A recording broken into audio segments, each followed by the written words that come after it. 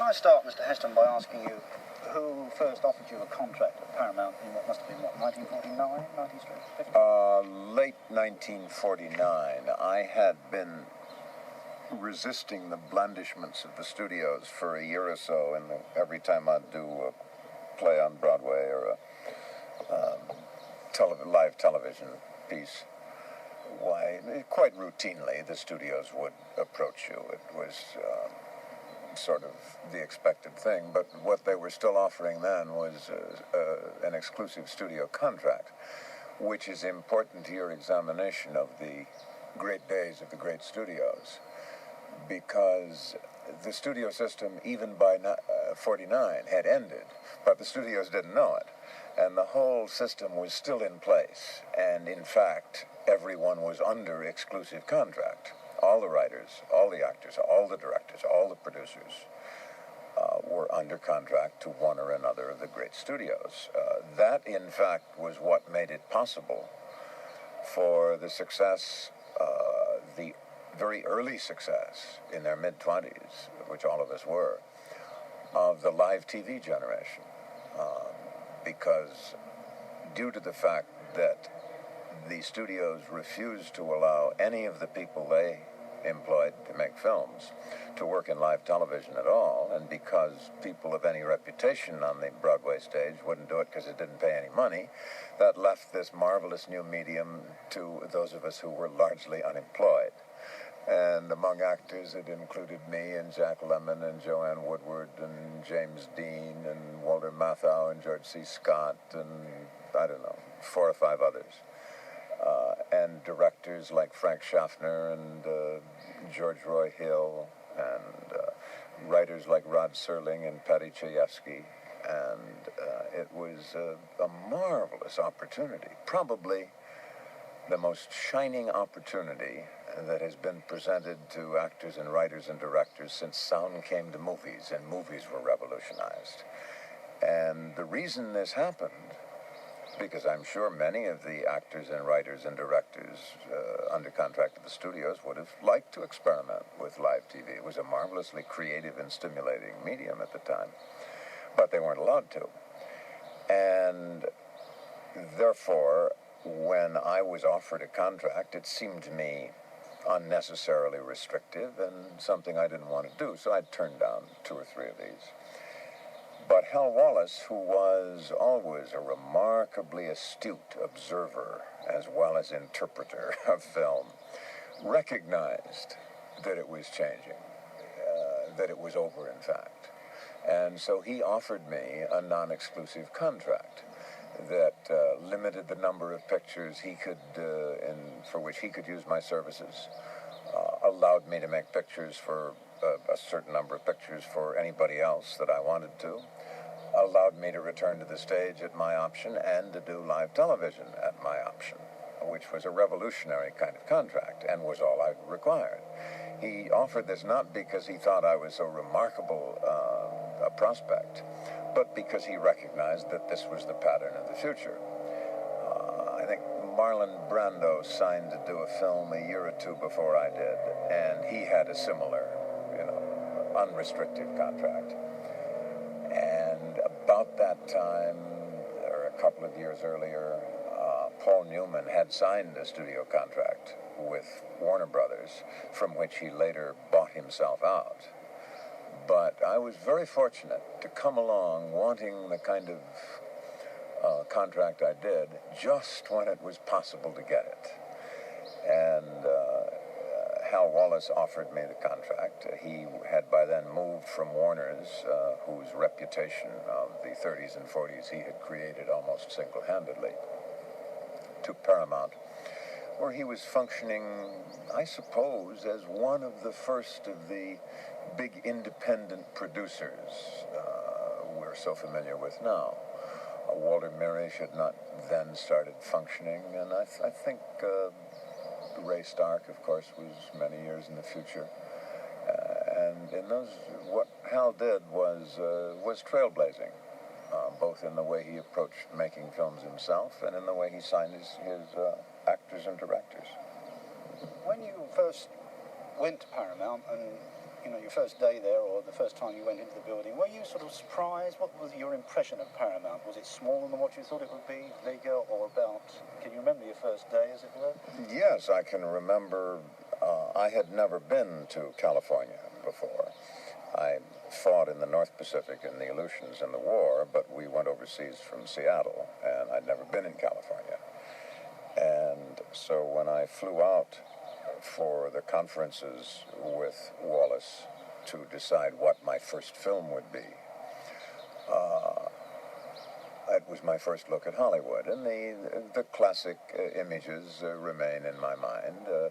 There are things that are as you expect them to be. The first time I saw London, since all four of my grandparents were either Scots or English, why, all my child's books had been all the English books, and indeed there were the red pillar boxes, and the Bobbies, and the hedgerows, and Trafalgar Square, and all those things, and the Thames. And similarly, when I flew in to land in Hollywood, there really were searchlights coming up.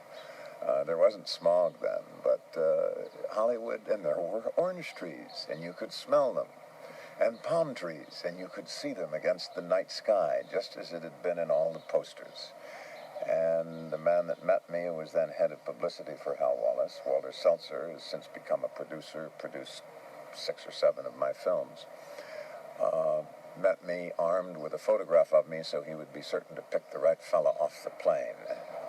Had he failed in that mission, someone else would now be doing this interview, and I would be trimming hedges somewhere in Encino.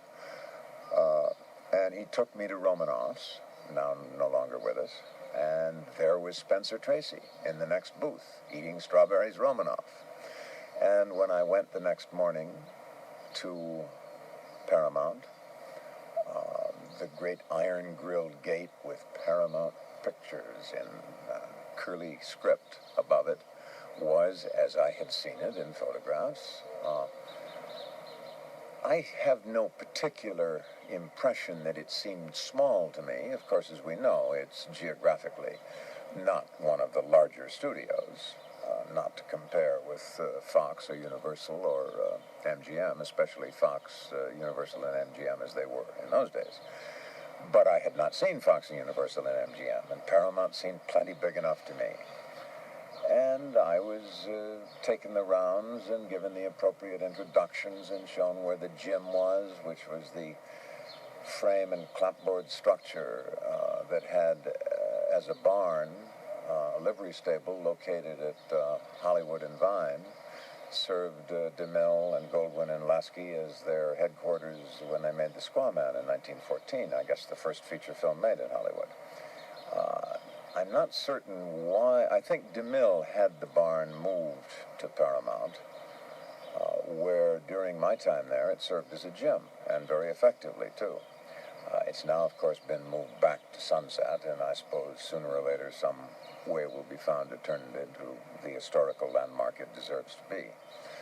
But the commissary was there, then open for breakfast and lunch. I don't believe it's even open for lunch anymore. I'm not certain, certainly not for breakfast. And the gym, the back lot, rather small, very good New York street, several blocks of residential areas to photograph on. Of course, that was when they did blacked-in exterior streets. They had a vast system of overhead wires along which black canvas could be pulled, completely shutting out the sun and making it possible to light a standard either for a night scene or indeed a day scene. There is, to the best of my knowledge, no such system still in place anywhere in the world, although it was really very useful. But so my first impression of Paramount seemed what I had expected it to be. And my time there deciding on my first picture, which didn't turn out to be very remarkable, was a rewarding one. I wanted to ask you about that. Your first picture was, forgive my pronunciation, but I've always called him William Dieterle, is that right? Dieterle. Dieterle, right. Dieterle. Was he a good director, in fact, to teach you your craft? I think, unfortunately, at that time I wasn't keeping my journal, so I can't be certain of my recollections at the time. Bill Dieterle certainly did some good films, and he was German, I think, had begun his career in the silent film in Germany. He had a curious idiosyncrasy. He always wore white cotton gloves, not very grand gloves, not kid gloves, just plain like elevator operators wear and bellboys. I was told, though I never heard him say so, that he wore them because he had once infected a cut in his hand on the gears of a camera. That seems somehow unlikely, but that's the only explanation I ever heard. But he always wore it, and a rather dashing hat, and an ascot on the set. But he was very knowledgeable, communicated very well, though perhaps not in a very interior way with the actors. But I think he made of the film I did for him, which was called Dark City, the kind of picture they make now as a movie of the week. It was a thriller, and it was effectively done and did well enough. Again, movies that there's no such category now. No movie does well enough. The movie either disappears or is a hit, but it was different then. And I'm trying to get my dates right here. I would imagine, I may be wrong, but that Billy Wyler was putting the finishing touches to Sunset Boulevard just about when you arrived. So he was. Yes. So he was, yes. I was unaware of it. I was very preoccupied with my own film, and I can't remember that it seemed that hard to do, to make the transition from the stage to film. I think the reason for this is I had had by that time a considerable experience in live television, which was an ideal transition from the stage, because it was like the stage in that you rehearsed for a couple of weeks, and you did it from beginning to end, like a play. But it was nevertheless a camera medium, and you had to understand about hitting marks and being aware of voice levels and things like that, and camera placements. So I didn't really find the switch to film a particularly taxing one. I don't think I was a very good actor at that time. I must say I was immensely relieved to hear Sir Ralph Richardson, with whom I've had the pleasure of working once, and who I regard, as I believe do most people, as one of the great actors of our time, say in an interview, he said, "You know, for me, the penny didn't drop till I was about 60.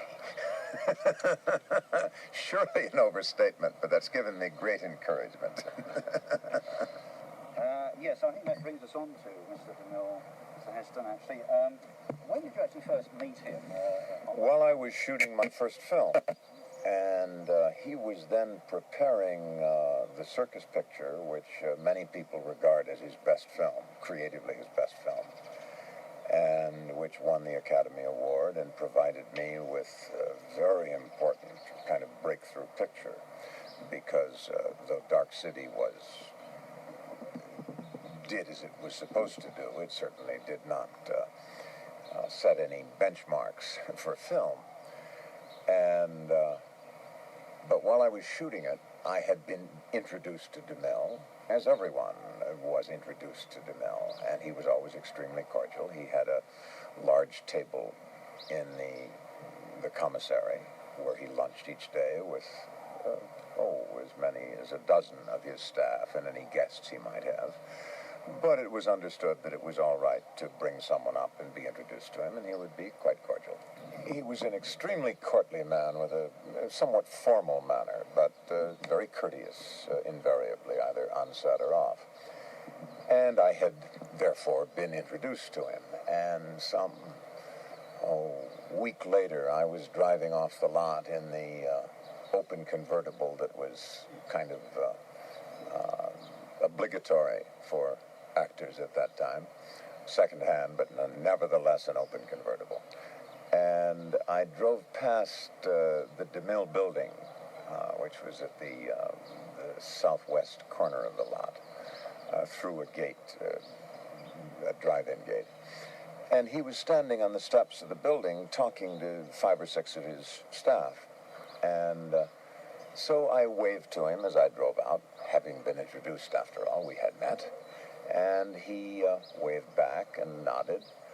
And I was told later, after I'd driven off, why he said, who was that young man? And it is not true that his secretary took down every word he said, but his secretary took down a good deal of what was said and had the answers to questions like that readily on tap. And she flipped back through her book and she said, that's a young Broadway actor named Charlton Heston, Mr. DeMille. He just made a picture for Hal Wallace called Dark City. You ran it 10 days ago. You didn't like it. And he said, but I liked the way he waved. He said, we better have him come in and talk about the circus picture. So I often think what opportunities might have been denied me had I failed to wave to C.B. DeMille. When you actually came, did you actually test for DeMille for the part? No. I don't know whether he ever tested anybody. I never was aware of his testing anybody. He certainly didn't test me. I, of course, made 2 films for him. And he used instead another method. It's common enough to interview actors for a part. But both for the role of the circus manager in The Greatest Show on Earth and Moses in the 10 Commandments, the procedure by which I was finally chosen was the same. Mr. DeMille would call me in. My agent would say, Mr. DeMille would like you to drop by his office tomorrow. He wants to talk to you. And you would go in, and he had a fairly large private office, which seemed somewhat smaller than it was because it was always crowded with the impedimenta of pre-production or post-production, as well as the memorabilia of his extensive and impressive career. And there would be tables covered with sketches and tempera paintings of sets and models of sets and models of props against the wall and on the couches and on the floor and on almost every open space available. So it didn't really seem that big an office. And he would get up and ask you to sit down, and then he would tell you the story of the picture he was planning from the point of view of your character. And he would say, this manager is faced with the problem of trying to keep the circus going under canvas at a time when increasing costs are making the dates in the big indoor arenas obligatory, which of course has happened. There are no circuses under canvas now.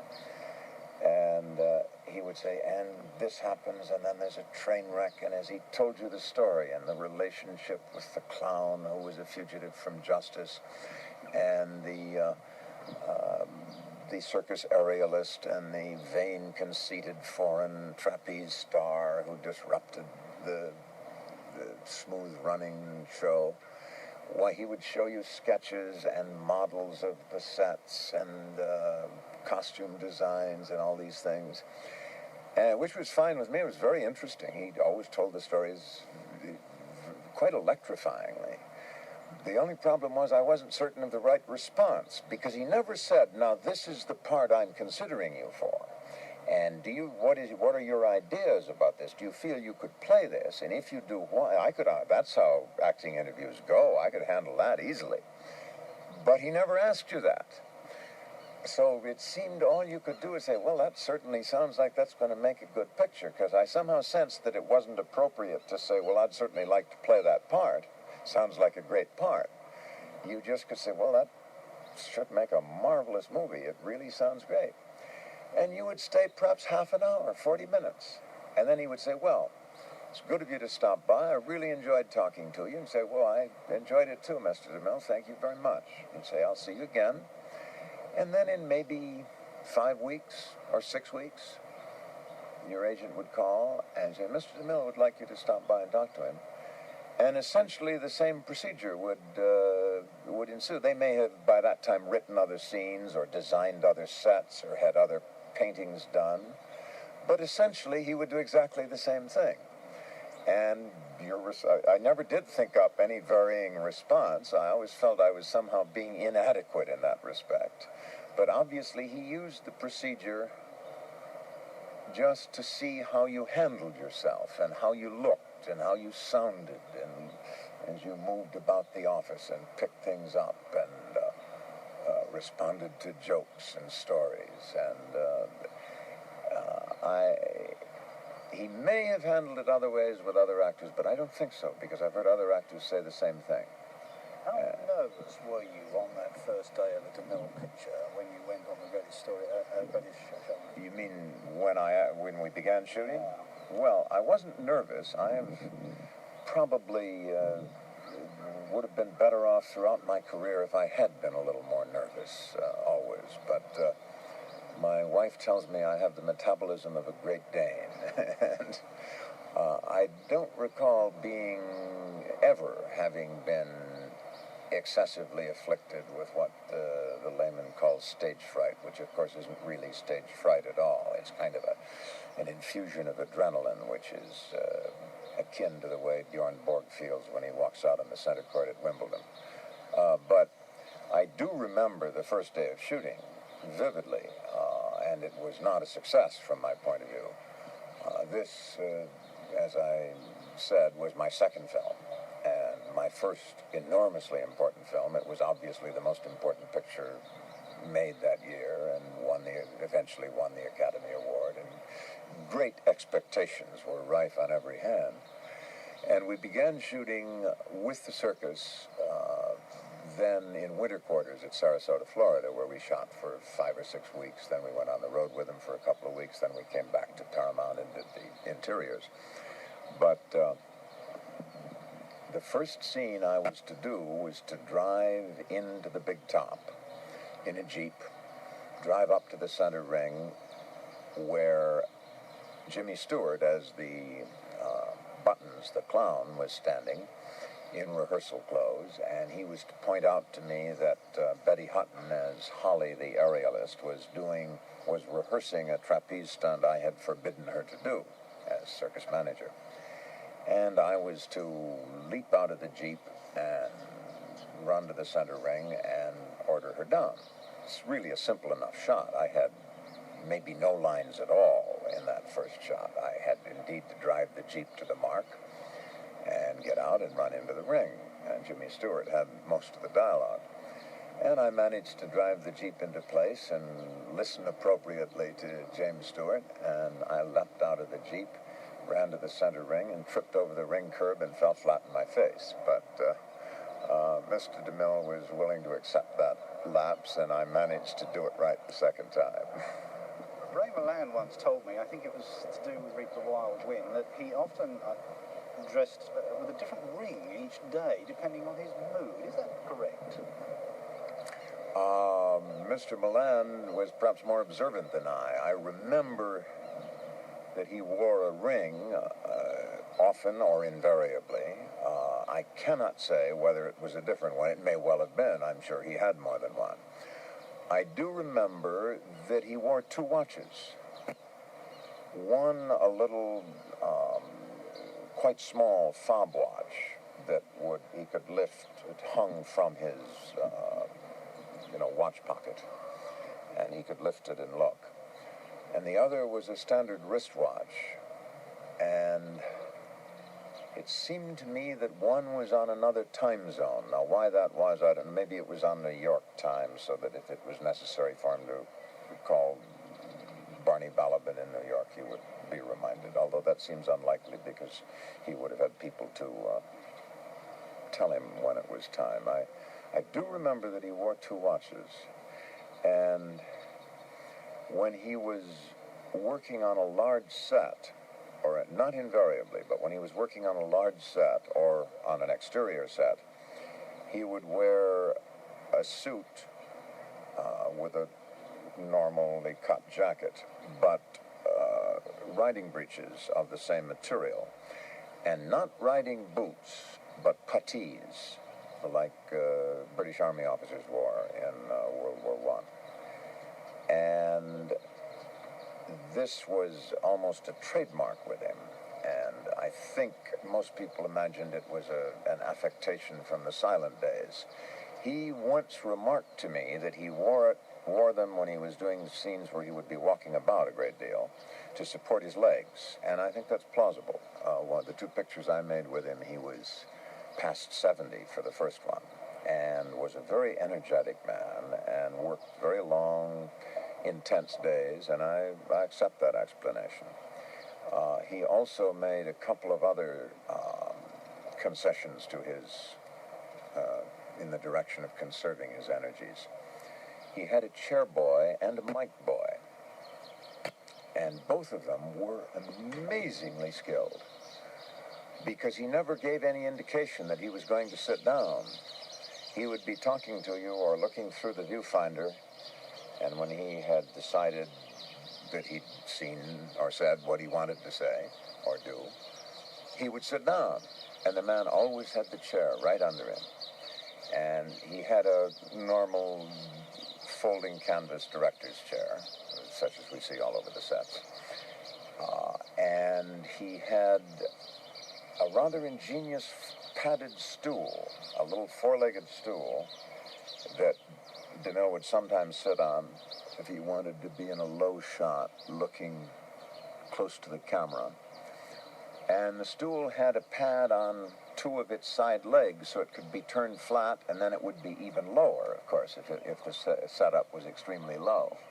And the mic boy, too, was, because DeMille obviously, is, again, on the big sets, didn't want to have to raise his voice and shout.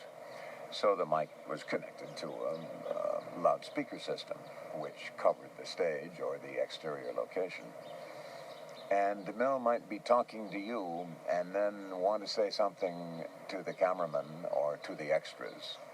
And with no more than a period at the end of his previous sentence, he would start speaking to the cameraman or whoever, and the mic boy always would have the mic just at the appropriate distance from his mouth. It was a remarkable display of preparation. Was he a slow worker as the shooting goes? I mean, Well, I've worked for 3 directors who shot very long schedules. DeMille, George Stevens, and William Wyler. They all worked these long schedules differently, but none of them wasted time. Nothing like the stories we hear of Cimino on Heaven's Gate, or the debacles that, with Monroe and Elizabeth Taylor, where most of the time is spent not doing anything. Stevens would never do very many takes. I would say 4 or 5 was, if not an average, he seldom would do more than 5 or 6 maybe. But he did an enormous variety of setups, different setups. You would work all day in a scene and you say, well, that has been well and truly covered. That's that. And he'd finish the day's work, and you'd say, what are we doing tomorrow? He said, we'd better come back here tomorrow. Just maybe 1 or 2 shots. And you'd come back the next day, and you might likely spend all of that day, too. And he would cover it really with a whole different approach in camera terms, not so much in the scene, but in camera terms. Wyler, on the other hand, although I have come to believe it was exaggeration that he ever shot 40, 50 takes on anything, did, on the 2 pictures I worked for him on, one of them shooting for 4 months, the other for 9, a little more than 9, did do a great many takes, in the course of which, I would say his average was maybe 8 or 9. And in the course of that, he would often alter the scene itself a great deal, and the setup, not change the setup completely so that you had a choice of cuts, but he would keep, say, we need a little more dolly track here. Let's have, I've got to get a little farther past him here. And he said, no, move the track over. More. Or he said, this is the wrong lens. Let's use the 28 instead. I made a mistake. Or and of course he would be altering the performance all the time, relentlessly, and with a frightening degree of concentration and a great deal of abrasion to it, really. He would keep sanding away at it without much empathy for the actor's creative condition, but an infinite sense of taste in performance, the best taste in performance I've ever seen. DeMille, on the other hand, although, again, when I knew him, he was at the end of his career, and an old man, really, but a man who, well, as we've said earlier, had learned to conserve his energies, still spent them with profligate abandon in pursuit of the scene. And he, would have limousines and all kinds of creature comforts. But he would arrive, he always ran his dailies at the beginning of the day. Almost all directors that I've worked with run their dailies either at the end of the day or quite often at lunch, which is a good time to do it, really. I prefer that myself because you use what is otherwise slack time. But DeMille said, I want to look at my dailies when I'm fresh. And of course it makes sense, again, in terms of his concern with his own energy levels. So he would run first thing in the morning at 8 o'clock.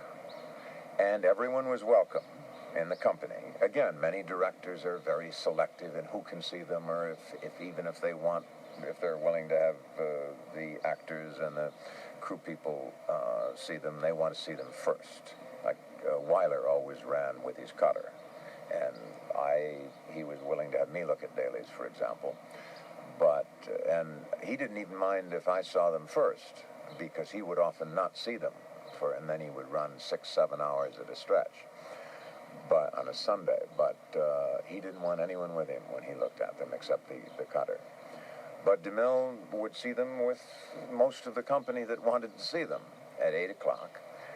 Then he would come on the set having rehearsed and laid out the first shot the night before, which made sense because then that could be all prepared when he came on. But then he would examine it very closely, and he would call for the sketches and look at the sketches. He, like Hitchcock, had what amounted to frame designs for the major setups in almost every scene. And he would call for those and look at those, and he might have had a photograph taken the night before, which would have been developed overnight, and he would look at the transparencies and examine the props and the wardrobe, and though everyone was unfailingly on time and ready at 8:30, including he himself, he very seldom actually turned the camera till 9:30 or even 9:45. And it would usually be on the master setup for a scene. He didn't do a great many takes either, maybe 5 or 6 at most. Nor did he do a great many very extensive coverage. I think this came from his early training. After all, when he began shooting films, Griffith had not invented the close-up yet, nor had he invented the boom. He always was fond of saying that Griffith invented the close-up and he invented the camera boom. And the palette of shots available in his early days was a much smaller one. And so he would often use, the painter's analogy is a good one, a fairly restricted palette of coverage. And he worked in a rather deliberate and careful pace, and would think carefully through before he would do a shot. Then, after the shot, he would sit and think for maybe a minute before he decided whether to print or do another take. whereas most directors said, that's good, okay, do one more, and they try to keep up a kind of a pace of performance, but DeMille didn't choose to do it that way, nor did Stevens, for example. They both were very deliberate men. And, did DeMille do very much reshooting? When by the time, say, picture goes showing or something had finished, did he have to go back for many retakes at the end, or was he pretty well a master professional as far as that was concerned? No, he seemed to have decided through this method of models and sketches and scene paintings, and even changes in the script were very carefully considered and rarely done. Now, I didn't realize how uncommon that was. I have since come to understand that, certainly since I have come to have input in scripts, and I think this is really true for everybody, scripts are in a constant state of flux during the shooting. You know, there are things you can't find out about a script in a typewriter, but that's a statement with which DeMille would have vigorously disagreed.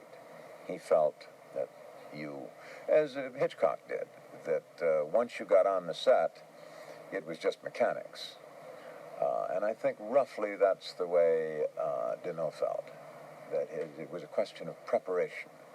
Did he ever confide in you about how he felt as an actor before the cameras on Sunset Boulevard? Did he ever was he ever proud of that, or did he, as a general impression, did he ever mention it to you? No, but I knew him well enough to know that he enjoyed being the most famous director there was, the only director outside of Hitchcock, I think, whose name ever appeared on theater marquees.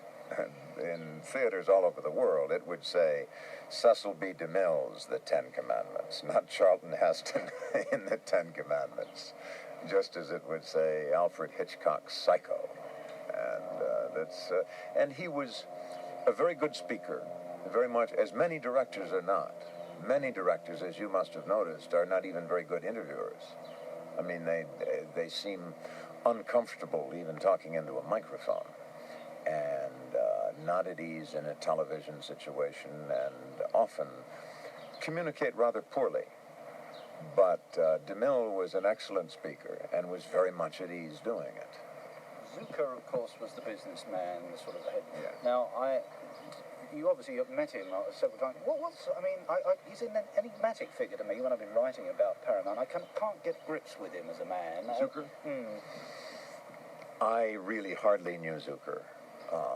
He was still in the 50s when I began, keeping, I think, a fairly full work week, although he would then have been in his very late 70s, perhaps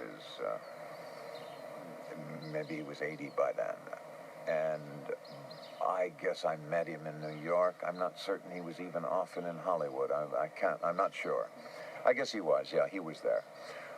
But I saw him very little. He almost never came on the sets and was preoccupied with the business of film. I do remember attending his 100th birthday party.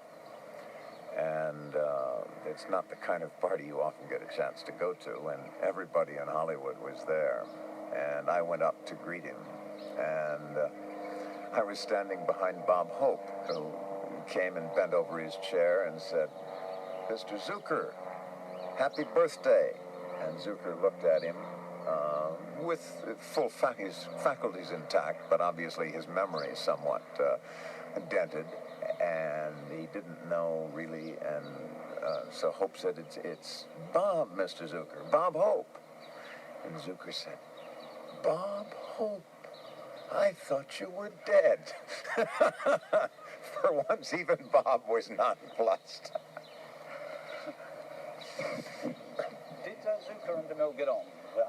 I ask that because I know that, well, I'm going back a bit here, in the 20s they had sort of clashes of temperament, also with Goldwyn in the early Paramount years. Did the two of them get on in the 50s when DeMille was working there? As far as I know, I was by no means an intimate of DeMille's, but they may have had their frictions.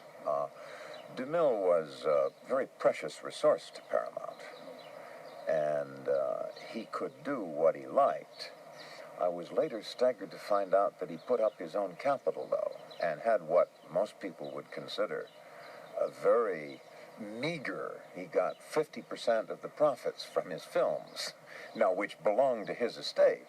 But Paramount's situation was marvelous. They had a director who, in the course of his career, made 70 pictures, only one of which lost money. And all they had to do was provide the facilities and distribute them to an invariable profit.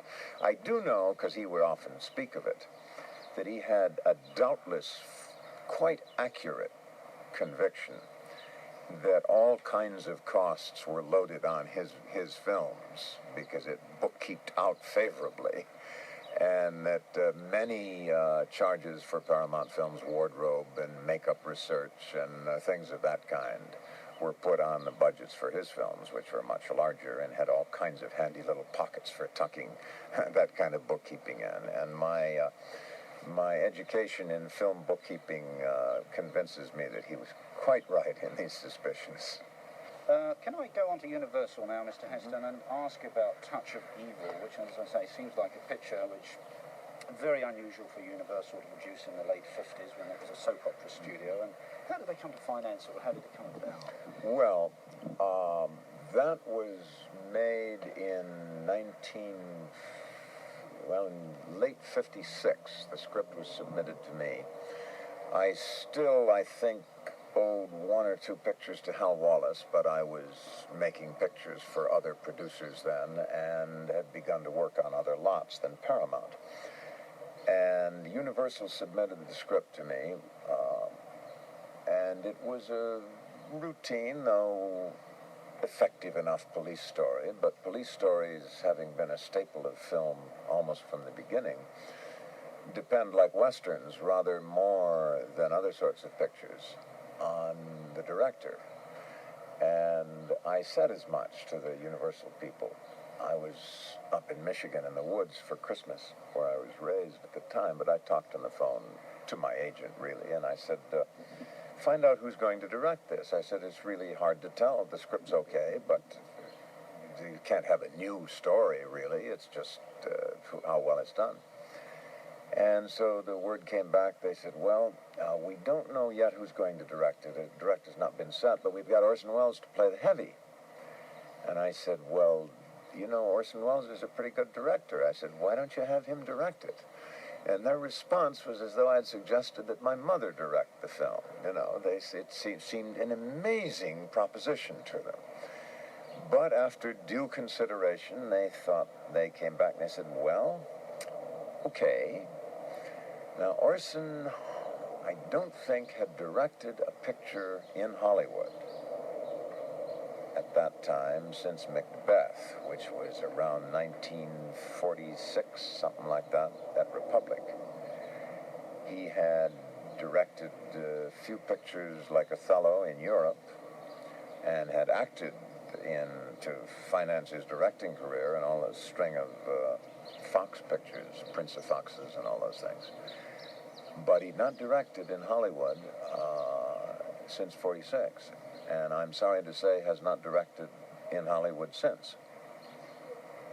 And he rewrote the entire script, which I knew he would, and I think directed it brilliantly. I think one of the reasons Universal was willing to have him direct it was, A, they wanted me to do the picture, B, they recognized that my contention that he was capable of directing it was reasonable enough, and C, it was budgeted for less than $1 million. And they felt reasonably enough, how can we be hurt? Orson did, of course, remarkable things for the film. It's, in many ways, a remarkable film. He, at the same time, alienated Universal. There's a streak in Orson that requires this of him in some odd way, I think.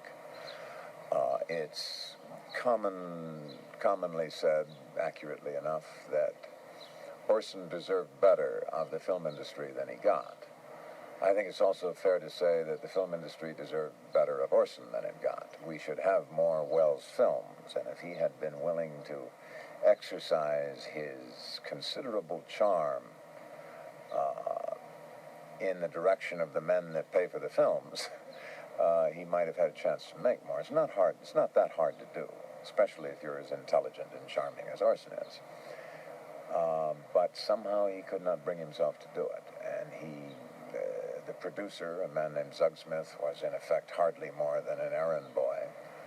Fair enough, but you've got to deal with the studio, and you've got to make them feel that you're glad they gave you the money for the picture, and that you are responsive to their concerns, which really consist only of breaking even, preferably making a profit. And he couldn't respond to this, but nevertheless, working for him was a remarkable experience. He taught me a great deal about acting. I had my first exposure to the cutting room while he was cutting that film. I spent some time sitting watching him cut. It was on that picture that I first began to understand the choice of lens, the use of the camera. Russ Meddy was at his apogee as one of the great cameramen, and perhaps the fastest of the great cameramen. Very few great cameramen are fast. Russ was fast. And the logistics as well as the mechanics of filmmaking, the vocabulary of film, was something I really began to understand with Orson. And, for instance, although the technology for it barely existed then, I believe in Touch of Evil, we shot the first actual dialogue scene in a real moving car. And to load the camera on the front of the car, and the batteries and the recording equipment much bulkier then than it is now, even in 1957 than it is now, and put me and the other actor in the front seat of an open convertible. To drive it at speed down a narrow street meant that there couldn't be an operator on the hood of the car, because I then couldn't see to drive. And there was no room for a sound engineer in the back, and so we operated it ourselves. And we were shown how to get the camera up to speed, and so we'd go down 1.5 miles down the road, and I'd say, all right, turn over. And you'd turn on the switch, and I'd say, speed. He'd say, action. And then we'd come down to the end, and I'd say, cut. And Orson would say, how was it? I say, very good, we better do one more. But in any event, it was the first, I believe, the first such scene. I remember in pictures I made before that, Dark City, for instance, to do a scene in a moving car, they had cars that could be disassembled in an infinite number of ways. You could take either side panel off, you could take the front off, the back off, and they could be moved slightly, jiggled, but they were stationary on platforms. And you shot the scene against a plate, and they could have flashing headlights going by you. If you notice scenes in moving cars made up through the mid-50s, the people are mostly looking at one another as they're talking, and the guy's driving the car, and he's always sort of moving the wheel a little bit, but he's really looking at the person he's talking to with an occasional desultory glance to the road ahead. And the whole, by the mid-50s, the studio structure was being dissembled. Paramount no longer had many actors under contract, certainly almost no young actors. Some of the actors like Ray Milland and Bing Crosby and Hope still had contracts and maintained their headquarters there, and as far as I know, made most of their films at a given studio, as was true at Fox and Metro, Universal less so. But they were no longer hiring 20, 30 young actors a year and putting them under a trial contract and sending them to the gym and to music lessons and writing lessons and fencing lessons and acrobatic lessons, which was really a very useful kind of apprenticeship.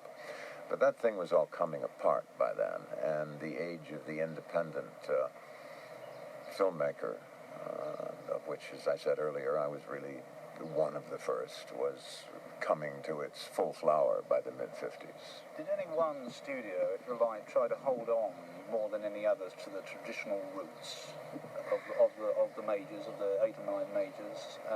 Probably thinking of Ben-Hur, which of course was financed by MGM with a lot of money. This was, what, 1958, well, it was released 59, so in other words, you know, they were putting a lot of money into pictures like that, and there were other big pictures like Minnelli's Four Horsemen and what have you, which were still being made with a lot of studio money, weren't they, really? I mean, it was funded by studio. Mind you, pictures up until fairly recently, and to a certain extent even now, are financed by studios, but they are they take projects submitted to them by independent producers or individual actors. But in the mid-50s, they were still making most of their pictures themselves and searching out the projects themselves. I believe it was still fairly rare for, I suppose, actors like Stewart and Cooper. Gable, I think, was still under contract to Metro in the mid-50s, so that wouldn't have been the case with him, but some of the major stars of the mid-50s were probably beginning to bring projects that they were interested in to the studios. But the way pictures were financed and planned was still more or less in place. But the whole structure of the contract system had changed.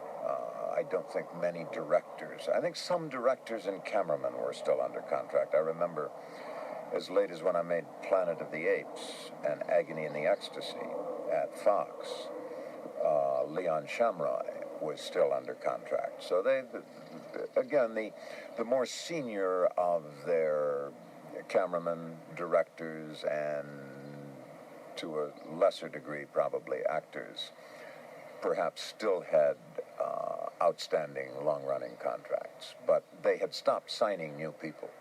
You mentioned Agony in the Ecstasy there, and you mentioned something about Zanuck earlier on. Can you say anything about Zanuck in connection with that picture at all? I think you said he was very involved in it. Yes, I met him and had any extensive contact with him only during Agony in the Ecstasy.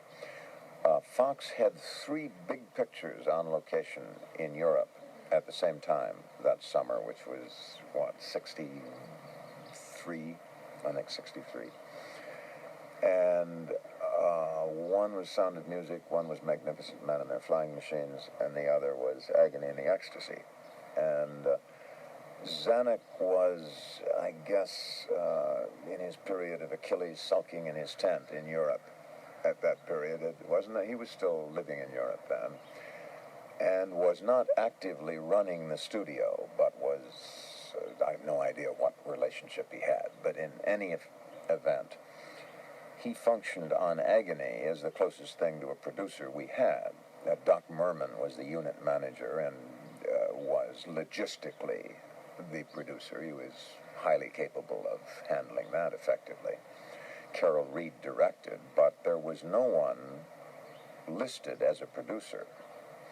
And Zanuck was by no means on the set on a day-to-day or even on a week-to-week basis.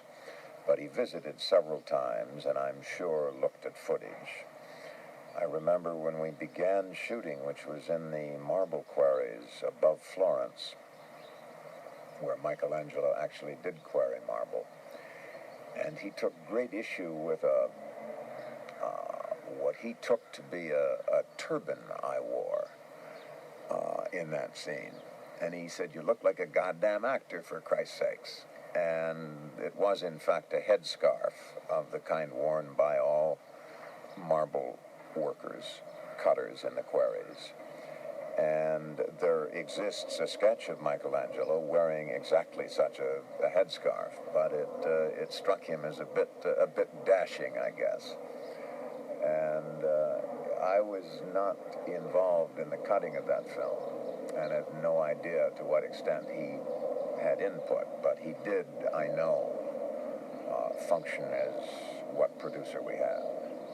But I never knew him well, and have no awareness of the intricacies of his stormy history at Fox, though I'm well aware of his reputation as you said, perhaps the most creative, the most genuinely a filmmaker of all the legendary studio heads. Are you glad that you started in the studio days looking back, or would you rather have been starting today like your Dustin Hoffman, your Al Pacino? Well, in the first place, my awareness of the studio system had little effect on my own career. It's historically interesting to me because I could see it, see what had been. But as I said, the conditions under which I came in were the independent contract that still exists.